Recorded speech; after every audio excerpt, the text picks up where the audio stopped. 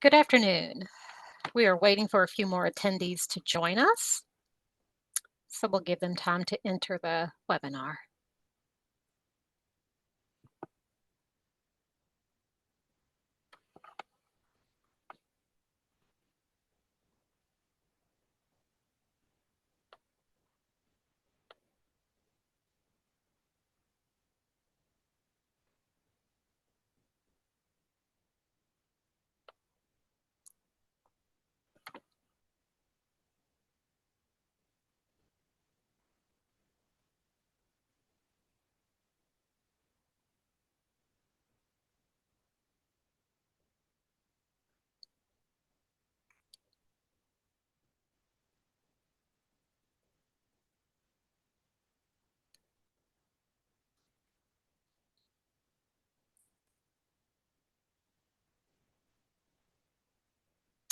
When we hit 150, I'll get ready to start, unless you guys want to wait a little bit longer. That's fine. Okay. Oh, we hit it pretty quickly. All right, welcome to today's webinar. We appreciate that you have taken time out of your schedule to join us.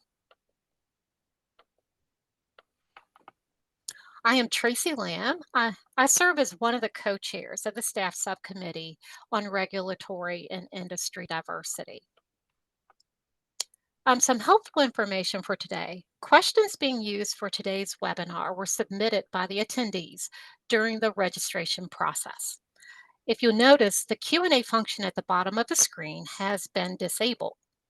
We will provide an email address in the chat if you would like to send questions after the webinar. Oops, let's go back. Sorry about that. Today's moderator is Judge Jamal Hudson. He serves as the chair of the Select Committee on Regulatory and Industry Diversity. He's also the chairman at the Virginia State Corporation Commission. I'd like to welcome Judge Hudson, and I'll turn it over to him now. Judge Hudson? Thank you, Tracy, for that kind introduction. Good afternoon, everyone. It is truly an honor to introduce to you today Mr. Conrad Bolston, Senior Counsel for the Federal Energy Regulatory Commission's Environmental Justice and Equity. In this role, Mr. Bolston serves as the chairman's primary advisor to help the commission further the goals of its Equity Action Plan that includes reducing barriers to meaningful participation faced by underserved communities and ensuring that the commission's natural gas and hydroelectric policies and processes are consistent with environmental justice principles. Mr. Bolston holds a Bachelor of Science in Environmental Science and Policy from the University of Maryland and a Juris Doctor from the Georgetown University Law Center. Now, before I let our speaker begin, let me just take care of one housekeeping matter. As mentioned, for today's program, we will not be taking any questions. Instead, if we have time for a Q&A discussion, we'll be reading questions from people who provided questions in advance when they registered for this event. So for those who provided questions, we thank you so much for your participation. Of course, if you have any questions for Mr. Bolston after the program, Tracy Lamb will share that email address with you very shortly. And with that, I will now introduce to you Mr. Conrad Bolston. Mr. Bolston, thank you so much for being with us today. Can you tell us a little bit more about yourself and your role as Senior Counsel of the Environmental Justice at the Federal Energy Regulatory Commission? If I'm not mistaken, this is a new role, correct? Absolutely. First of all, thank you for that gracious introduction. Thank you for NARUC and the Select Committee on Regulatory and Industry Diversity for inviting me and having me here today. Super happy to be at this event, and thank you for hosting this event. Before we begin, because my staff always reminds me, I have to give a quick disclaimer. As a member of the Commission staff, the views I express in this presentation are my own and not necessarily those of the Commission or any individual commissioner. So with that, we can get back to the regularly scheduled program. As I said, my name is Conrad Bolston. I joined the Commission this March from private practice to be the second senior counsel for environmental justice and equity at the role is relatively new. I'm honored to follow in the footsteps of Montina Cole, who was the inaugural senior counsel. And by way of background, the senior counsel is positioned in the front office of the Office of General Counsel at the Commission. So that means I'm an attorney. I've been an attorney for several years, and I'm privileged to lead a new group that has been established within the Office of General Counsel, the Environmental Justice and Equity Group. And that group, if you look at the OGC org chart, and I apologize for the acronyms, I'll try not to use them, but I can't. Org chart, there's a new box for EJ&E with its own manager, Annie Blanchard. And that team and my primary mission is to provide leadership and steer implementation of environmental justice and equity policies, principles, practices, and procedures at the Commission. So it's a small but mighty group. One thing I wanted to make sure I state is that there's sometimes some people conflate DEIB issues with environmental justice issues. That's not part of our group's ambit. So we don't deal with DEIB initiatives. Our mandate is solely environmental justice and equity. And on a day-to-day, that might mean assisting in reviewing and editing documents, from NEPA documents to orders, draft rules, policies, or holding trainings and outreach like the ones we're having here today. That's an interesting distinction that you made about DEIB and environmental justice. And Mr. Bolston, you mentioned it in your role. It really comes down to implementing environmental justice and equity policies. But today I hear people say environmental justice, I hear people say energy justice, and I even hear people use the words equity frequently and even interchangeably. So do all three of these words really mean the same, or are there some distinct differences between them? That's a great question. I think it's pretty crucial to begin discussions like this at the roots of those terms and understanding their significance and impact, because they all drive at slightly different things. So on the equity front, and this is my personal definition, equity kind of embodies the consistent and systematic treatment of all individuals, ensuring that fairness, justice, and impartiality are at the forefront. So it's about fairness and impartiality in regulation. Environmental justice has a number of definitions. I think at its core, it asserts that every individual, regardless of their racial, economic, or national background, or other attributes, should be treated fairly when it comes to environmental regulation. And I'm going to take a second to read off a definition, forgive me for reading it off verbatim, from a recent executive order, potentially the most recent definition of environmental justice, from Order 14096. And that order states that environmental justice refers to the fair treatment and meaningful involvement of all of race, color, national origin, or income with respect to the development, implementation, and enforcement of environmental laws, regulations, and policies. And it says that this goal will be achieved when everyone enjoys the same degree of protection from environmental and health hazards and equal access to the decision-making process to have a healthy environment in which to live, learn, and work. So that is a new environmental justice definition, and that includes both a substantive component dealing with the real-world effects of policy decisions on the environmental and health front on communities, and then a procedural component, which is more about the fairness of process that leads to decisions. So the next term I think you mentioned was energy justice. Energy justice is a term that actually has been defined by the Department of Energy, and it's a newer term than environmental justice, and I think it's a slightly different concept. And I'm going to read the DOE's definition of energy justice, and it is the goal of achieving equity in both the social and economic participation in the energy system, while also remediating social, economic, and health burdens on those disproportionately harmed by the energy system. So as you can see, those are three slightly different definitions. I think if there's a common theme, it's that some communities face systemic barriers that are either procedural or substantive that might result in inequitable regulation. And being that achieving fair regulation and just regulation necessitates acknowledging these systemic barriers and tackling them head on. Great.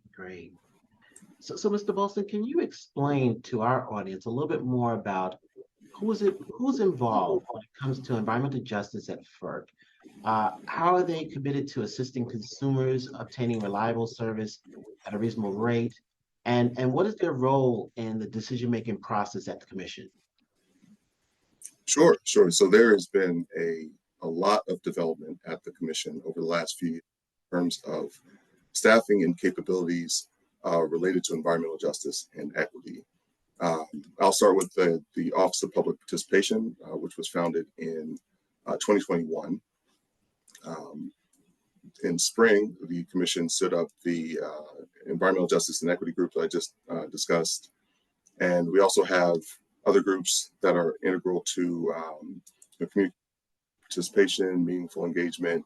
For example, the Office of External Affairs, OEA, is the Commission's primary point of contact with Congress, the public, international, federal, and states, and federally recognized tribes, for example. So, not to leave out the Office of Energy Projects, they also have their own group dedicated to public participation and their own group that is dedicated to environmental justice. So, we're all collectively, individually and collectively, staffing up to deal with the issues of justice in our own ways. And, you can kind of see this in the equity team that we've pulled together, that we'll talk about. An equity team devoted to pulling together information for that plan, helping us, at the EJ&E group, analyze data and analyze priorities and pull together the aspects of that plan. So it's really been on the engagement and public participation front, a lot of buildup in capacity and numbers. So that's on the outward-facing public participation side. When it comes to the substance, in terms of who's helping to develop these environmental reporting, who's helping to potentially draft orders, OPP is not decisional, but the EJ&E group is not. So the EJ&E group is involved in those decisions. Obviously, the Office of Energy Projects is involved, and we work together with a number of program offices to documents, to edit potentially orders, to edit draft rules and the like, and policies and guidance to really address environmental justice. And this has been a pretty big buildup over the last couple of years. Great.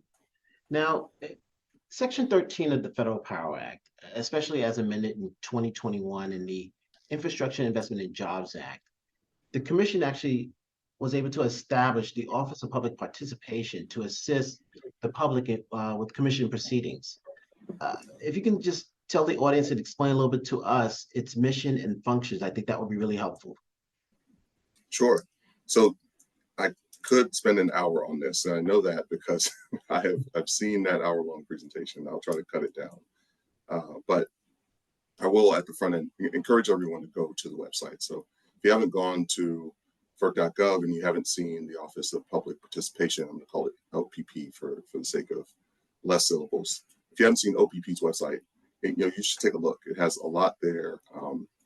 It's a lot of training materials, education materials. I go to it from time to time, read the Energy Primer and other documents they've been putting out, and they're pretty good. So check out the website. I'd like to plug it on the front end. But in terms of OPP was established in 2021. Nicole Sidaraman is the acting director of OPP. She has a small but mighty team, I think much larger than the Environmental Justice and Equity team. But the primary mission for the office is to empower, promote, and support public voices at every level of the commission's operations. And that may sound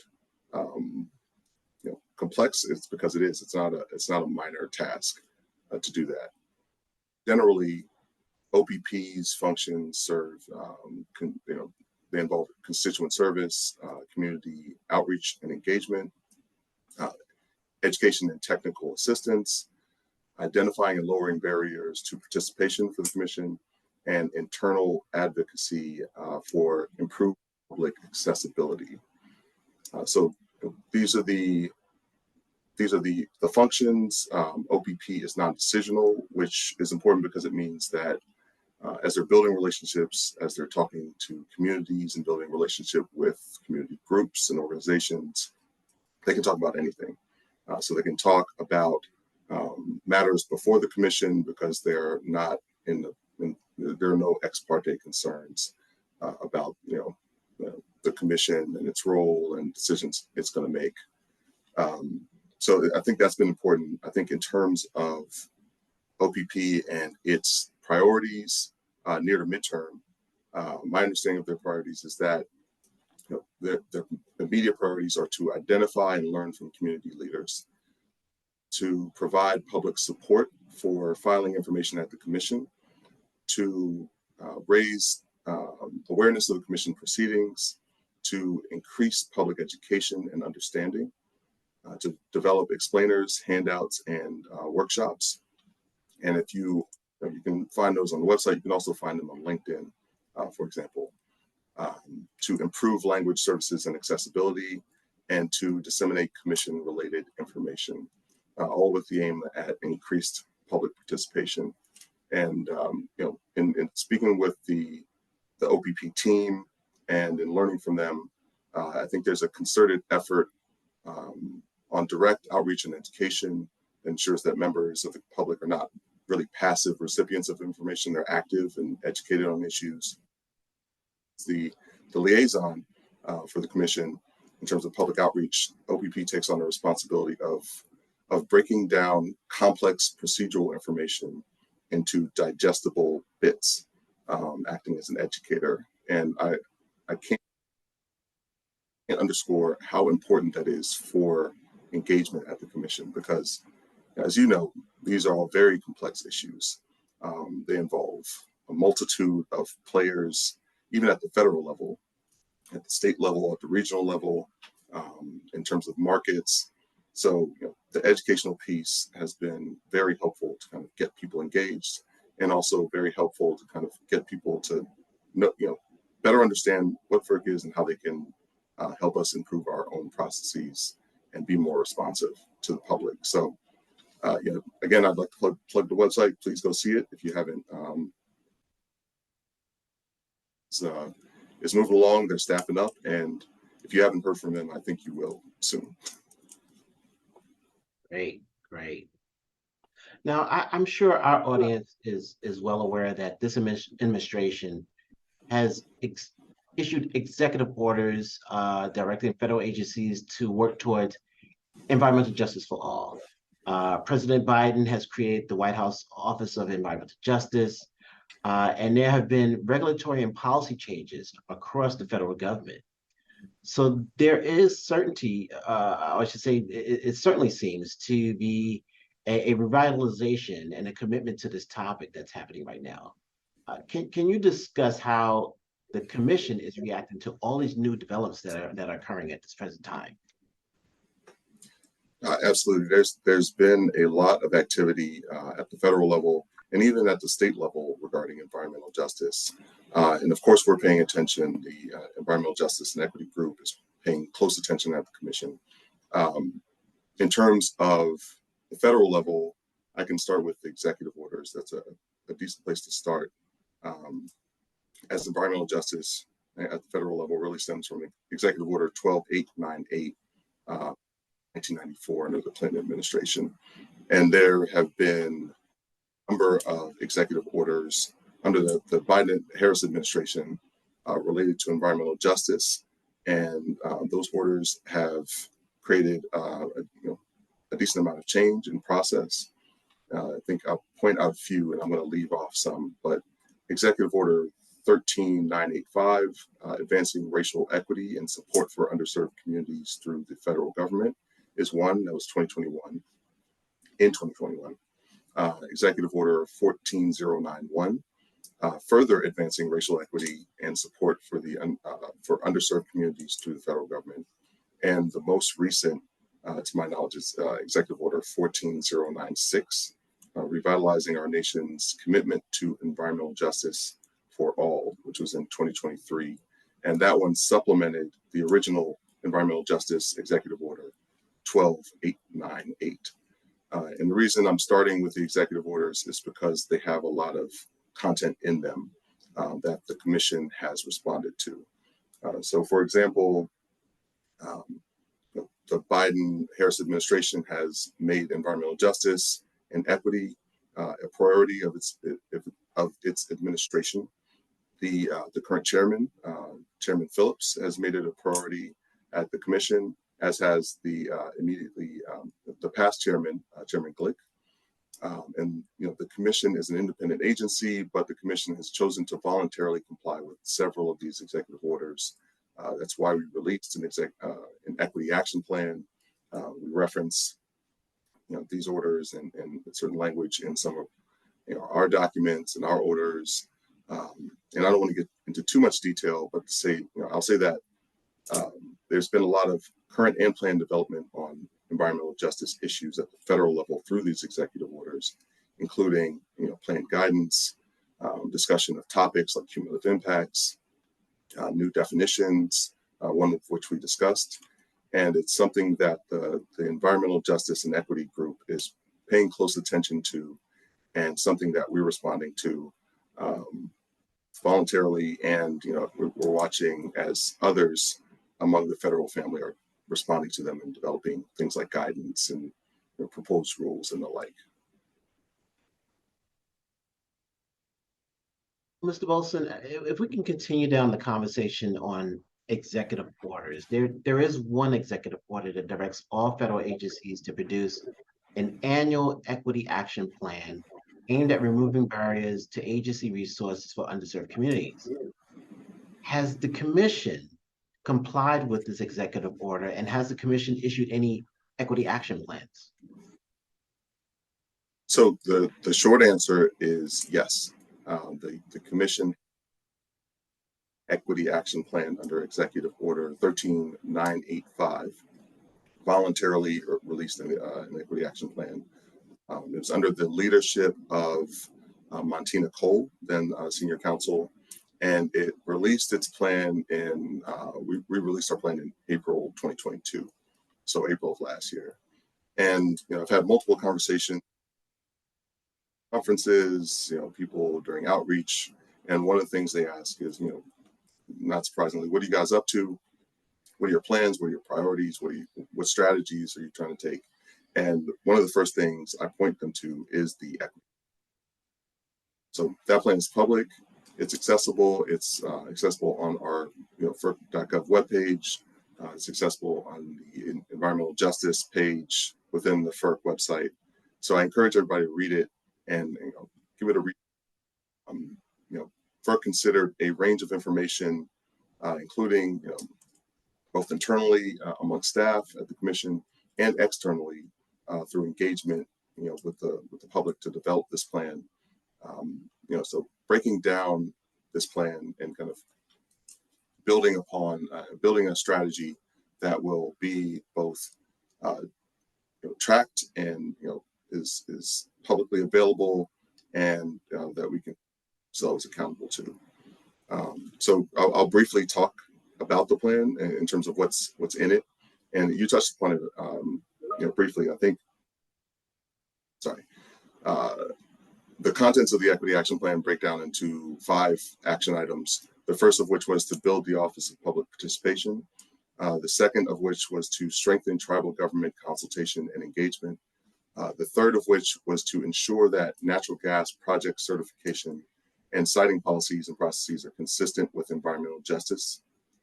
The fourth of which is to ensure that hydropower licensing and siting policies are also consistent with environmental justice principles.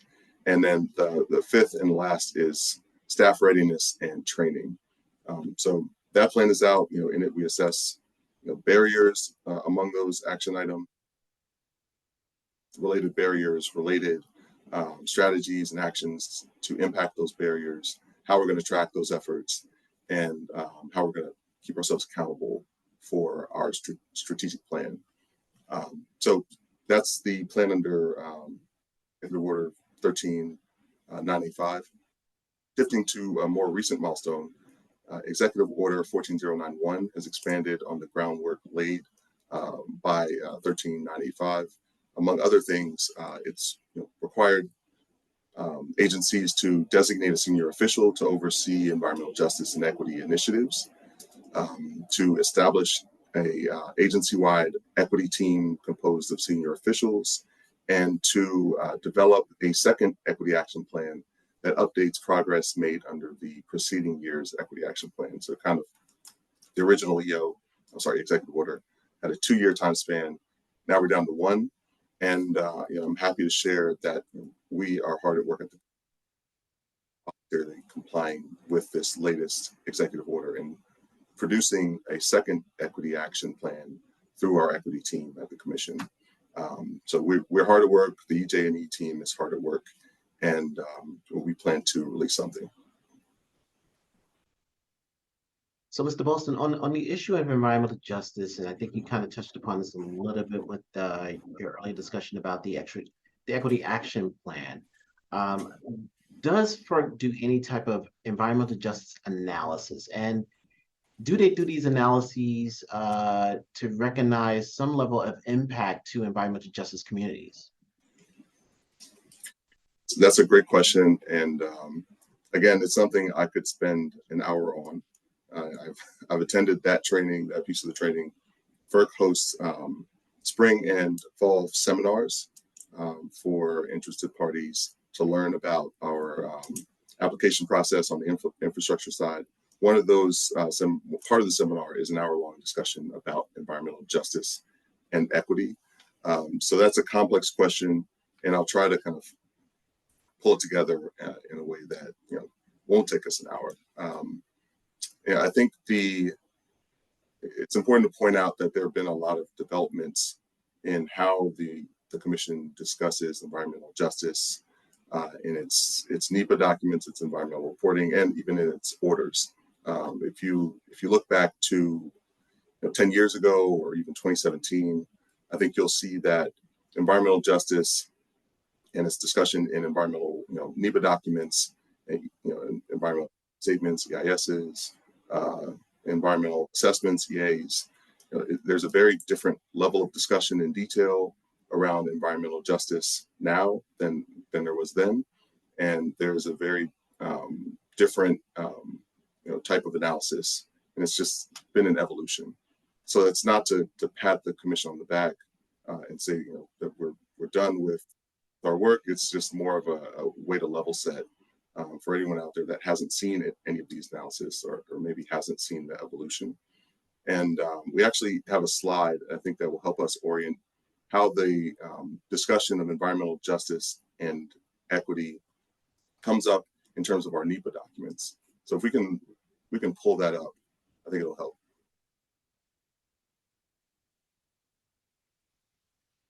Great, so this slide focuses on LNG projects and NEPA in particular. And for LNG projects, the Commission requires environmental justice to be included in Resource Report 5 related to socioeconomics. In the LNG context, we have a number of resource reports that are required to be included in applications by applicants. And Resource Report 5 on socioeconomics includes environmental justice issues. So it doesn't just include environmental justice issues.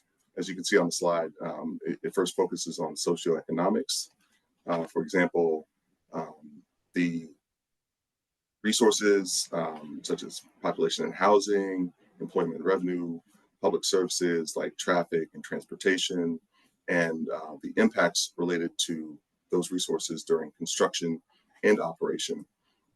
Currently, Resource Report 5 also includes analyses on the direct, indirect, and cumulative impacts on environmental justice communities using the steps you see here. And these are some of the basic steps that we take in our environmental reporting and even in some of our orders. It's not a checklist. These steps come in large part from the promising practices guidance that was developed several years ago. I'm blanking on the year now, but the basic steps come down to identification of environmental justice communities or communities suffering from environmental justice issues, meaningful engagement of environmental justice communities, assessment of impacts, and then mitigation. So those are the basic steps. And as we, it's not a checklist as we discussed, and things are evolving on the environmental justice front. I think a good example is on the identification piece. We use environmental justice, EJ screen from EPA on the front end to applicants to develop a picture or landscape of where the environmental justice communities actually are. And that's something that's been developed over the last couple of years. I think we're on version 2.2. I remember when it was not in existence, and when it became version 1.1 and then 2.0 and now we're on 2.2. There are multiple mapping tools out now in terms of federal mapping tools like CGEST from CEQ. There are mapping tools at HHS. So there's a multitude of mapping to help you identify communities. And as we continue to evolve, as the landscape continues to evolve, the EJ&E group will be front and center, trying to adapt and help ensure that our policies and practices are consistent and evolve as well. And I think, as you can see here, the basics of our environmental reporting then inform, they are often discussed in our orders, and our orders even have discussion of environmental justice impacts, and even can include additional information that isn't in environmental reporting. So there's been a lot of discussion and a lot of development on this front in terms of how environmental justice is discussed, and around environmental justice communities. What's not on this slide is part of the role that OPP plays in terms of identifying environmental justice communities, identifying those projects that might require some additional resources, and extending those resources, getting people engaged, and getting the appropriate amount of participation for these types of projects. Well, Mr. Bolston, I guess one question I'd like to ask is kind of going back to the beginning of the conversation, where you said that you are the second senior counsel of environmental justice at FERC, and Montina Cole was the first senior counsel. And to the extent that you can, if you can tell us, since its inception of this new role and this new office at FERC, what kinds of progress, if any, has been made on environmental justice and equity at FERC? Sure. I'd be happy to. So Montina Cole was the first senior counsel for environmental justice and equity, and like I said, that's a front office position within OGC, and she really paved the way in terms of pushing and pushing the envelope for environmental justice at the commission, establishing a team of people within the commission to do things like hold, to create the first environmental justice roundtable, for example, the first equity action plan, to really lean in and edit and review a number of policies, practices, procedures, and I'll start with perhaps the roundtable. The roundtable is one of the first, I think it's the first technical conference the Commission has had on this subject. It's the first technical conference on environmental justice. The chairman was a big proponent of this roundtable, and we put together a very good panel of participants. We had a great discussion, and we had dozens of comments on the record as a result of that technical conference. And I think that was a very big piece of progress for environmental justice at the Commission for a couple of reasons. Those comments are not going to lie some docket and never be seen. We actually read all of the comments. We're in the process of ingesting those comments and summarizing them. We're in the process of taking those comments and adjusting our policies, practices, and procedures, both internally and potentially externally through guidance. We discussed the Equity Action Plan. We discussed OPP, growing as an office, and growing in staff and reach, growing in region and outreach and interfacing with multiple offices at the Commission, including the Environmental Justice and Equity Group. And I can go on, but I think there's progress that has been made, resources to this issue. I'm saying we, but again, I don't represent the Commission, but we are devoting resources to this issue. And I think progress has been made, and I think it's been an evolution. And, not at the end of this evolution. I think it's probably more hopeful and accurate to say that we're at the middle or the end of the beginning of addressing environmental justice issues at the Commission.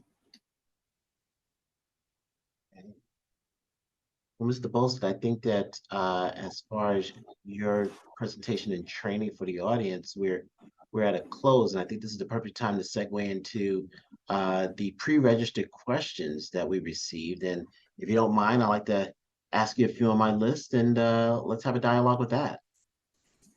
Let's do it. All right. So the first question I have is, and I think this is definitely a poignant question since this is NARUC, and that is, what advice do you have for state public utility commissions? Since I'm sure we probably have some state regulators, we probably have some staff who work for state regulators. So what advice you have for state public utility commissions, specifically with those with vague environmental justice language? Yeah, I think that I'm not going to presume to tell state organizations what to do, but I will say a couple of broad things. The first, I think it's important to kind of start with a foundation in terms of a clear framework of what equity terms you're trying to use. For example, how you define environmental justice, how you approach energy justice, how you approach equity, and clearly defining those terms and doing so in a way that's transparent and in a way that is visible to the public. And I think that definition is important for developing future plans. It's important for developing meaningful engagement with stakeholders, and that could potentially mean it's important in developing the barriers that you might need to address in order to approach. I think the second broad point I'll raise is to be proactive about stakeholder engagement, because stakeholder engagement is, as you well know, probably a tough thing to do. It requires consistent effort, consistent resources. You're trying to build meaningful relationships and build trust among the community, and really get them to engage in what is a difficult and very complex area of law. And that takes resources. I think it takes a certain amount of willingness to educate people, and it takes leadership, frankly. And that education piece, I think training is an important aspect. The Commission held its first commission-wide training on environmental justice with the help of a vendor. The chairman, Chairman Phillips, actually attended and provided the introduction for that training. And it's something we're really proud of and glad we got done at the commission. And, really developing, kind of an understanding of what these principles mean within the commission, I think across the commission can help any organization that really wants to address environmental justice. It's hard to address something that you don't really have a grasp of what it really means. And that training also kind of informs what meaningful engagement really means and how to discuss these issues with people and build like a common foundation for development of these issues. And I think last but not least, and it's a personal point again, having a plan of action around these broader goals that is transparent, accessible to the public, and periodic in a way that's accountable, I think can be important because you're building trust among the community, you're building relationships. People want to know what you're doing with their time. They don't want to. They don't want to. People have jobs. People have children. People are busy, and they're working, and they want to know that their time is being valued, and they want to know what their invested time is actually doing, and having visible plans are a way to get to that.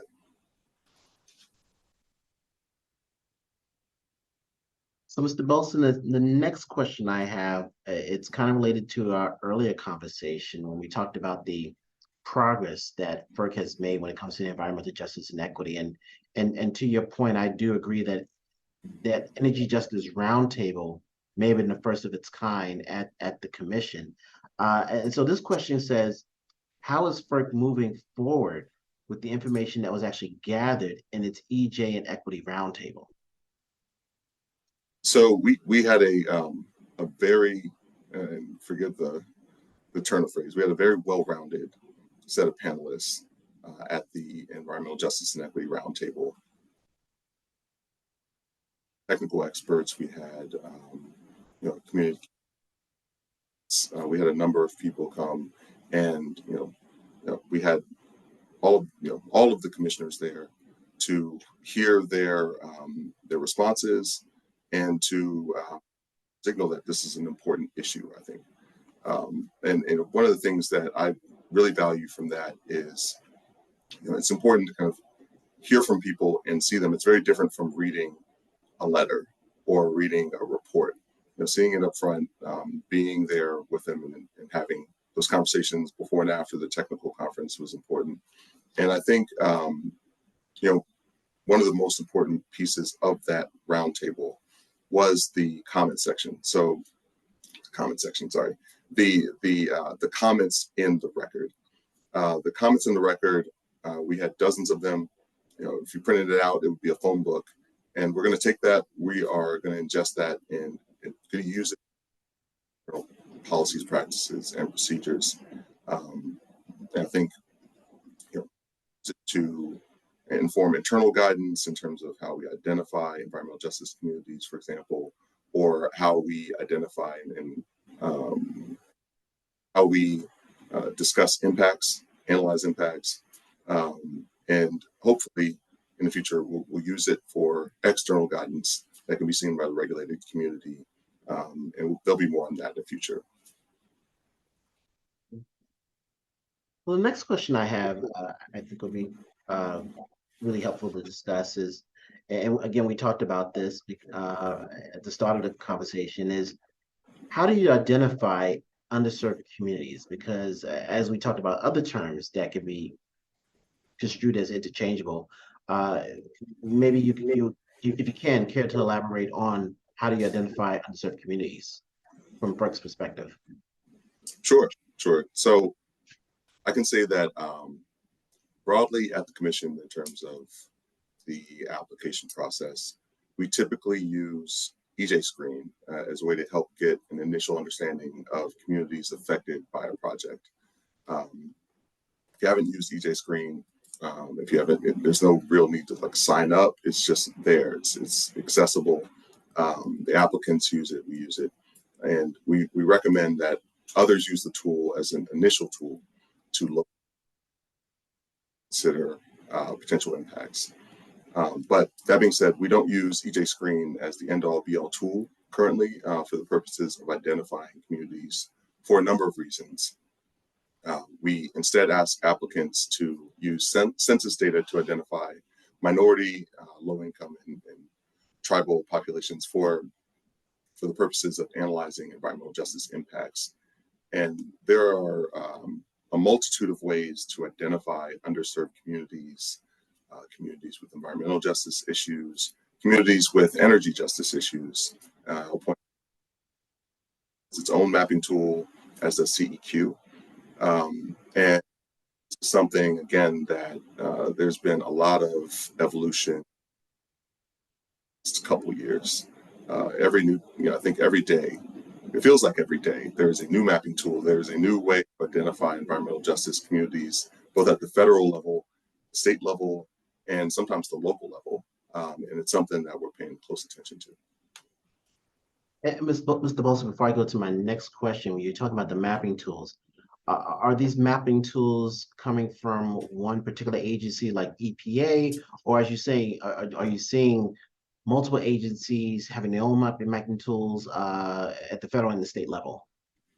So the EPA has multiple mapping tools of its own. And some of them rely on similar data, EJ Screen being the mapping tool that we use and potentially the applicants use. There are multiple mapping tools, and they are at different agencies. I can think of several agencies federally that have their own mapping tools. I think the transportation may have their own mapping tool. HHS has its own mapping tool. CEQ, and I apologize for the acronyms. I just can't get around using these acronyms. I think there's a lot of Washingtonians that's on the call. I think they'll be able to understand it. Yeah, and and this is kind of been a bit of an aside from the federal standpoint, but states have their own mapping tools, and for those regulators within those states, those tools might be important. I know that Maryland's developing its own mapping tool for justice issues, and those tools could look like EJ Screen. They could also look like California's CalEnviroScreen, and they could be for a number of purposes, and they include a number of different data, different reference points, different socioeconomic indicators. So there's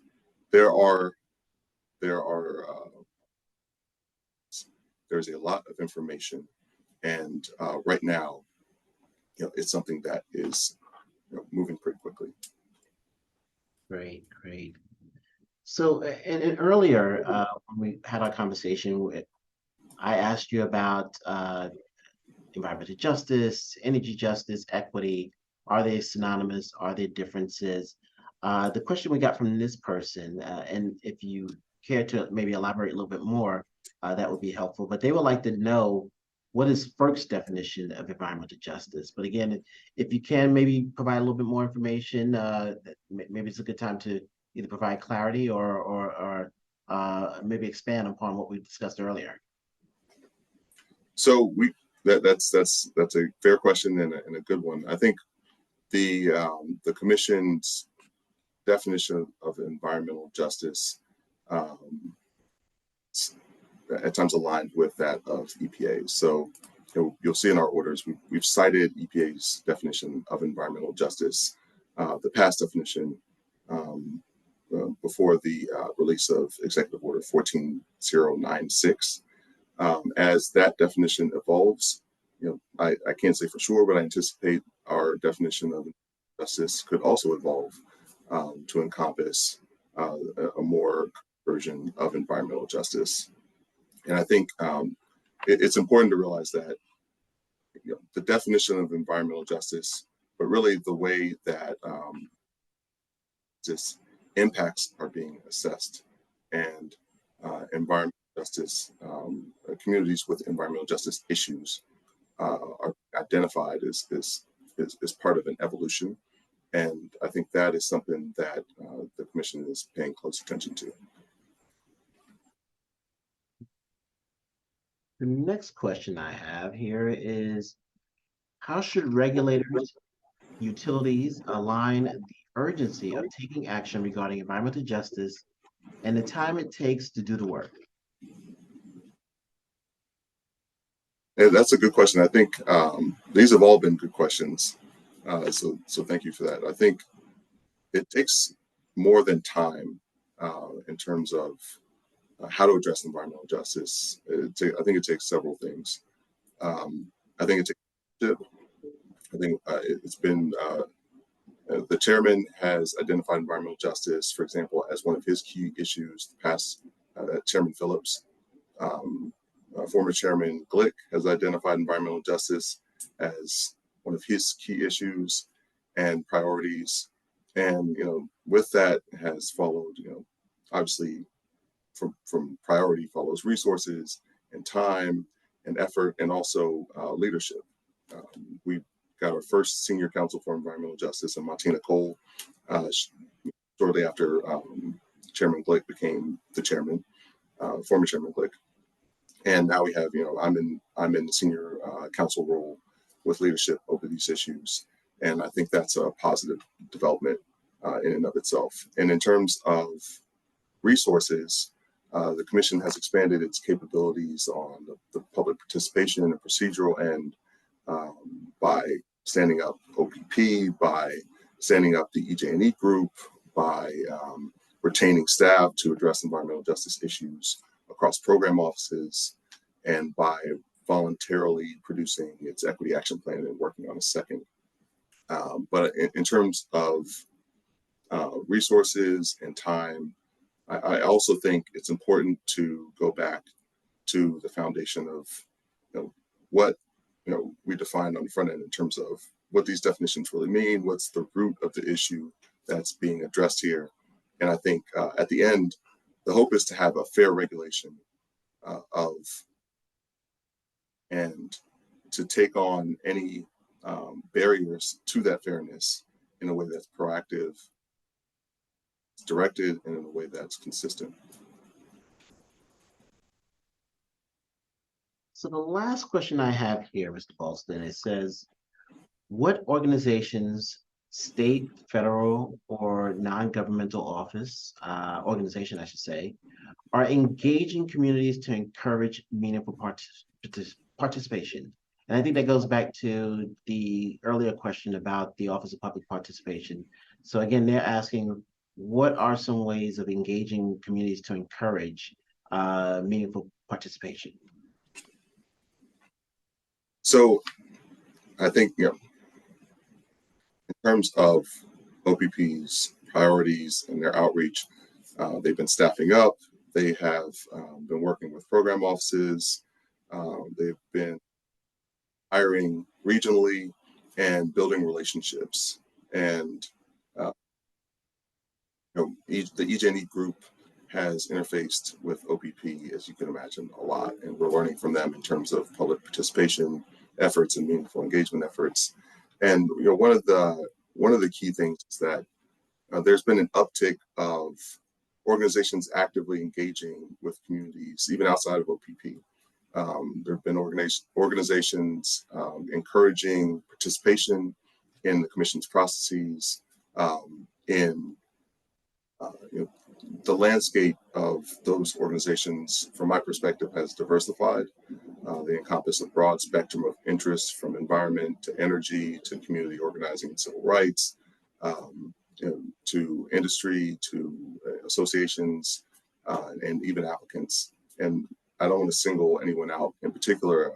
I say it to say that trend towards an uptick of meaningful and an uptick of public participation and engagement hopefully will mean a more holistic representation in public participation. And I think that it's always positive to get more voices to the table and to give more people agency to say in how they are impacted. And I think I applaud OPP and I applaud others who have this aim to get more people engaged, to encourage more meaningful engagement and participation in the Commission's processes. Well, Mr. Bolston, we have 5 more minutes left, so I would like to see if you had any final words or final thoughts for our audience before we close. I'd just like to thank you all again for having me. This is my first event at NARUC, and it's been a pleasure to meet you all and prepare for this event.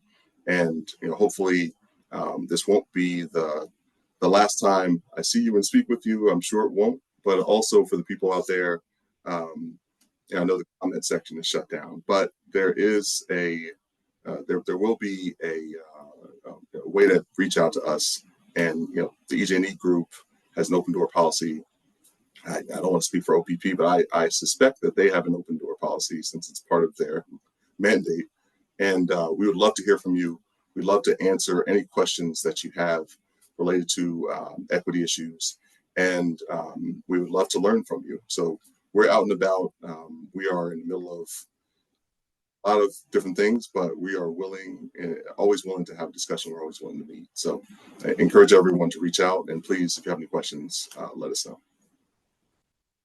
Well, again, thank you, Mr. Bolston, for participating on this great event.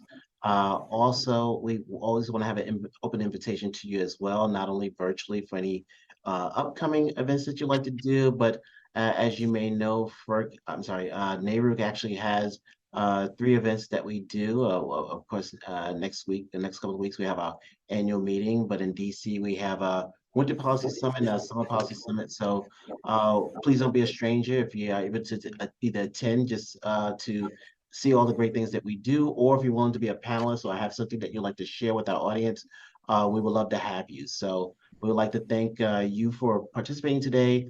Also thanking Keith Mazzil and Rob Thormeyer for helping us work with FERC to make this all possible. Of course, I'd like to thank Regina Davis from NARUC, and most importantly, I always like to thank my staff on the State Corporation Commission, Bruce Nichols, Tracy Lamb, and Denise Mead to make all this possible. So thank you very much, everyone, and you have a wonderful day.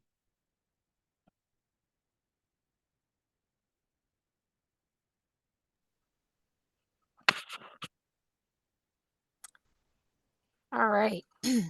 Thank you, Judge Hudson. We appreciate that. Just a quick reminder, like Judge Hudson said, the annual meeting is coming up. It's less than 2 weeks away. If you'd like and you have your phone available, there's a QR code in the upper right corner. If you use your phone for that, you can find out the agenda. On behalf of everyone behind the scenes, thank you, Judge Hudson, for consistently curating webinars with top-notch presenters, engaging topics, and valuable information. We hope everyone enjoys the rest of their day. This is the end of the webinar. Thank you.